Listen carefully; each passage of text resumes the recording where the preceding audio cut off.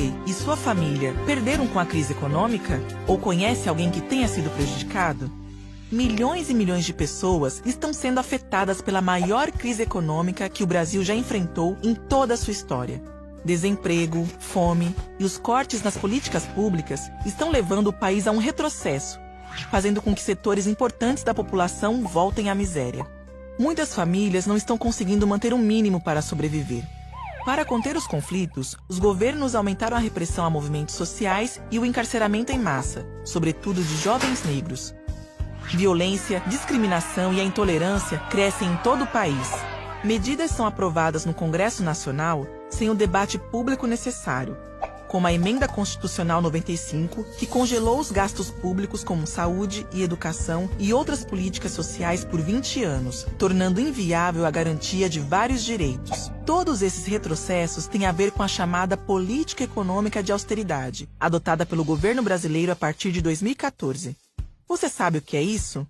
É uma política que diz existir somente um caminho quando o país enfrenta problemas em sua economia: reduzir salários da população e cortar investimentos e gastos públicos com as políticas sociais. Só que a política econômica de austeridade gera um círculo vicioso.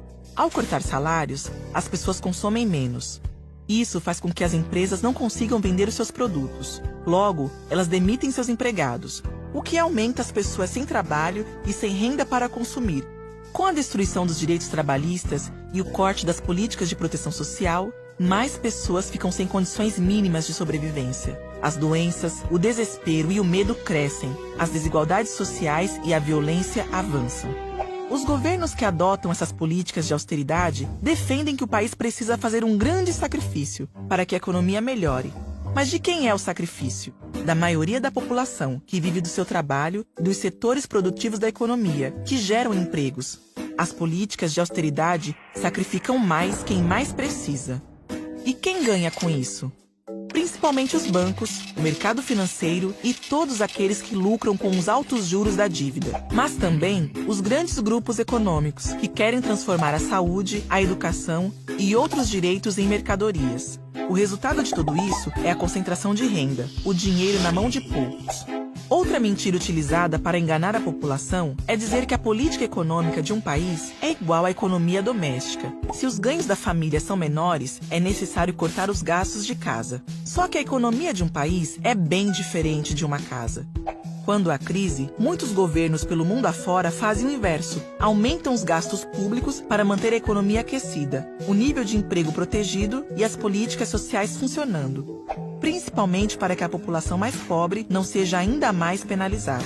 Essas políticas que reagem à crise econômica são chamadas de políticas anticíclicas. Como você viu, não existe um só caminho, como pregado pelos defensores da austeridade. Vários tratados, convenções e declarações internacionais afirmam que a economia deve estar a serviço da concretização dos direitos humanos e que o Estado não pode adotar políticas econômicas que levem a retrocessos sociais.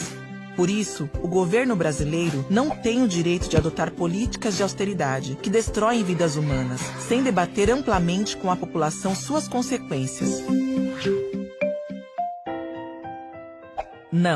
Não precisa. Há sim outros caminhos, e você, sua família e seus amigos têm que participar dessa conversa. Não se deixe enganar. Economia não pode ser um assunto somente de especialistas. Ela é um assunto de interesse público, de todos nós. Converse, reflita e questione. Você faz toda a diferença para o Brasil mudar.